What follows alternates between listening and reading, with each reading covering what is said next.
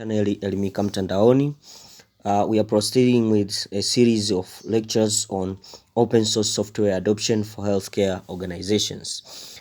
In the last video, we saw the meaning of open source. We saw open source initiative as an organization that promotes the use of software, open source software, and we saw the definition that provides criteria that once are met, a software is called an open source software. So today we'll be explaining the differences that exist between open source and other software.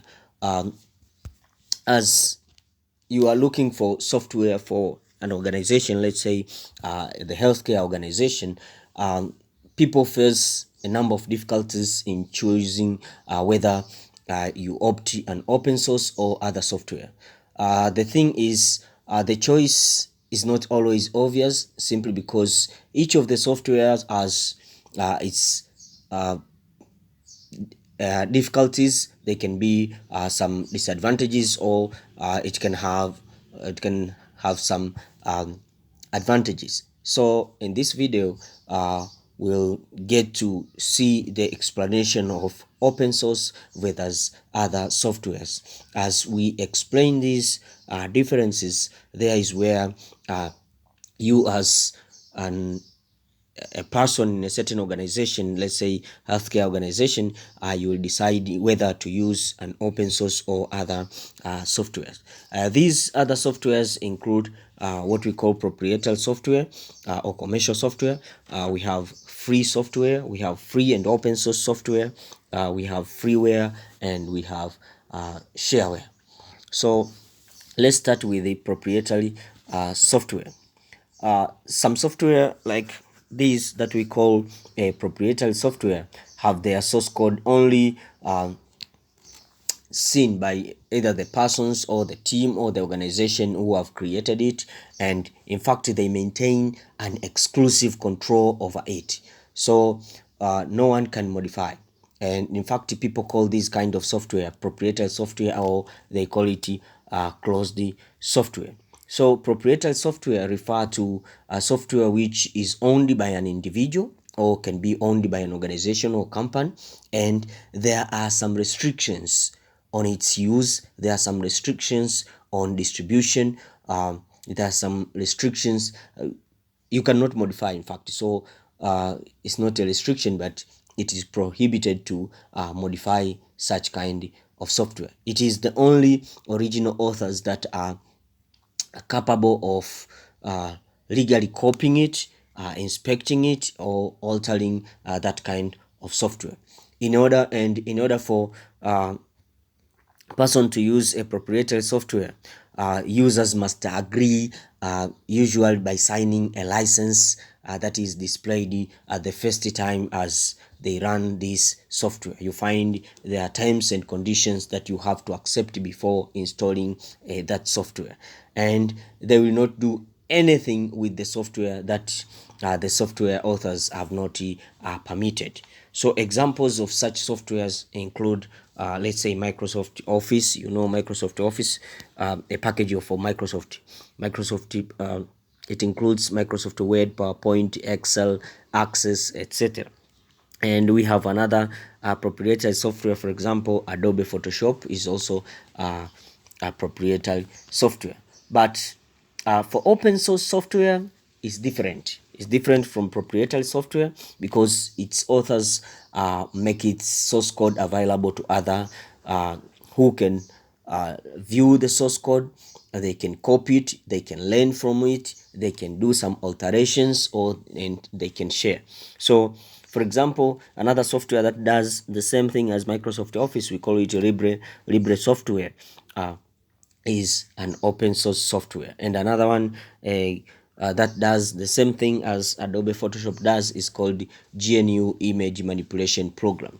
So as they do with proprietary software, also in open source software, users must accept terms and conditions when they use open source software. But the difference is The legal terms of open source licenses differ dramatically from those of proprietary licenses. In open source licenses, they affect the way people can use, people can start, people can modify, and people can distribute the software. In general, we can say that open source licenses grant computer users permissions to use open source software for any purpose they wish. They do not put any kind of restrictions as the proprietary software do. Now let's move to another type of software. We call it free software. So the free software definition, as we have an open source definition, we also have a free software definition. So the free software definition presents a number of criteria, also presents a number of criteria to say that if a certain software is free software or not a free software. By the way, when we say free software, it means that the software that reflects or respects or reflects what users want. It respects users' freedom. It respects users' freedom, and it respects community freedom on using a software. Roughly, we can say that free software means that the users have the freedom to run the software, have the freedom to copy it, have the freedom to distribute, have the freedom to study, have the freedom to change, and even improve that software. Thus, we can say free software is a matter of liberty. When we say free software, doesn't mean that it is free in terms of price. Think of this concept. Like people say, we need freedom of speech.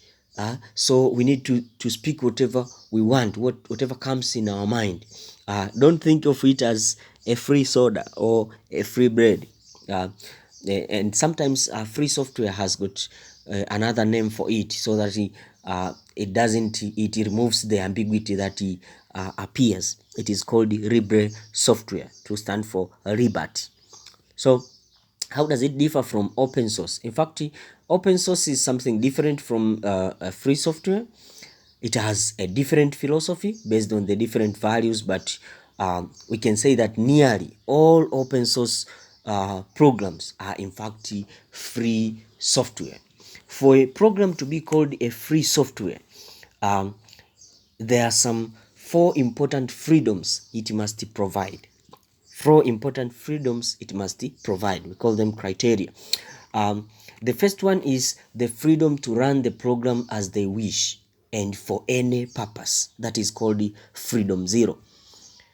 The term is freedom 0. So the freedom to run the program as they wish and for any purpose. So if you have developed the software and you say that this is a free software, then you should allow it to be run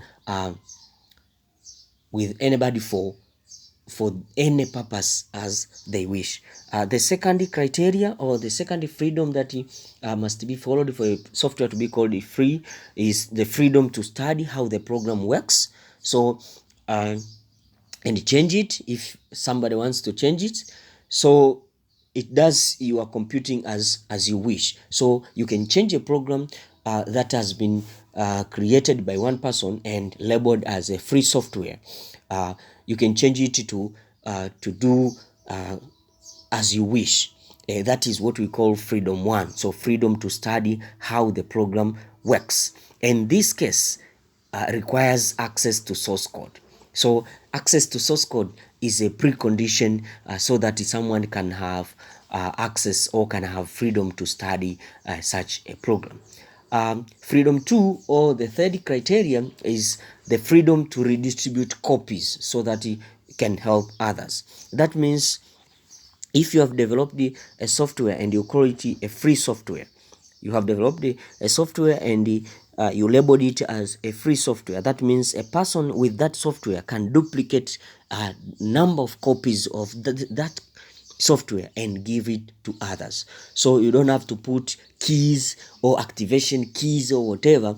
You allow it to be copied by many other people. But someone can take that software freedom number 4, that we call it freedom 3. Freedom number 4, after someone has taken your software, then he or she can modify it in different versions, and he is allowed to distribute the modified copies as he wish. By doing this, you give the whole community a chance to benefit from the changes that have been adopted in the new software. This also freedom requires access to the source code. So that means access to source code is a precondition for freedom 3. That is criteria number 4. So a program is said to be a free software if it gives users adequately all these freedoms that we have mentioned. Otherwise, it is not a free software. But mind you, you should not, as we are moving to another software, you have to note the following: that free software does not mean non-commercial. A free software must be available for commercial use. It must be available for commercial development. It must be available for commercial distribution. But regardless of how you got your copy, or regardless of how you have obtained your copy, you always have the freedom to copy it. You have a freedom to change. You have a freedom even to sell copies. So you can get a copy for free and you can sell it for a certain price. So the fundamental difference between open source software and free software, it is based on the two movements. We have open source software movements and we have free software movements, and the difference lies in their values, their ways of looking at the world. For open source movement, the issue of whether open source should be a software should be an open source or not is of practical question and not of ethical question. Someone put this clearly by saying that open source is a development methodology and the free software is a social movement. So the difference is, one is open source based only on the practical part of implementation of the freedoms, but free software based on the social movement. So it deals much on the ethical issues other than practical issues. So the combination of the free software and open source software produces another type of software that we call free and open source software. This is a software that can be classified as both. It can be classified as a free software and it can be classified as open source software. That is, anyone can freely license it to use, to copy, to study, to change the software in any way. And the source code for this software can be openly shared so that people are encouraged to voluntarily improve the design of the software. So it is open. Free and open software, call it FOSS in short, maintains the software user's civil liberty rights, but it includes, or it has other benefits that include decreased software cost, increased security, protecting privacy, education, a free education, giving users more control over their own software. Another software that relates with the open source is what we call freeware. A freeware software, this is a software that is available for free of cost. So if you are looking for a software that is free of cost, then the option would be a freeware. In this case, a user can download a freeware from internet and use it. But these softwares do not provide any freedom of modifying, any freedom of sharing, any freedom of studying the program. In fact, a freeware is a closed source. That means you cannot have access to its source code. But users prefer freeware simply because it is available for free and can be distributed in a free of cost. Think of software such as Adobe PDF is a freeware, Yahoo Messenger is a freeware, WhatsApp, Google Talk, uh, MSN Messenger, all those software, we call them freeware software. We have another important software that we called shareware. Shareware, in fact, is a software that can be freely distributed to users, but distribution is on trial basis. It is on trial basis. You are given a software to use in a limited time. Let's say you are given 30 days to freely use a software, but as time limit gets over, it will be deactivated. So to use it after that time, then you have to pay for some amount. So this kind of software, they're not in fact free of cost, but you are just given a, a certain time for you to use, and after that time expires, then you are required to pay. But there are a number of types. There are a number of types of these shareware. They fall under different types. One type is called adware. Adware is a type of shareware that contains advertisements. Developers of these softwares, they put advertisements in such software so that they can generate revenue from those software. We have another type that is called the freemium. Freemium is a kind of software that you are given for free, but it has some limited features.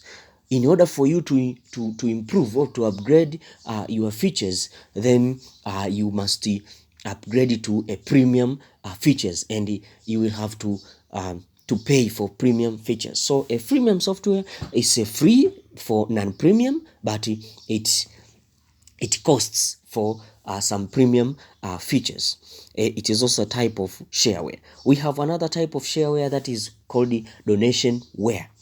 This donationware is a software that is given just for free. There is no a trial or whatever. It is given for free, but you can pay if you want. You can donate some amount of money if you see that that software has helped you to do some things. So it is called a donationware. But we have another type of shareware that is called the nagware. This is very frustrating because it frequently reminds you to purchase that license, or so you are given for free, but every now and then you are told to activate, every now and then you are told to purchase a license. That kind of software is called the nagware. It keeps nagging you. You know the word nag, it nags you. So that is a type of shareware. So thank you very much. You are watching Elimika Mtandaoni, and this is the second video in a series of videos on open source software adoption for healthcare organization. Thank you for following Elimika Mtandaoni. Cheers.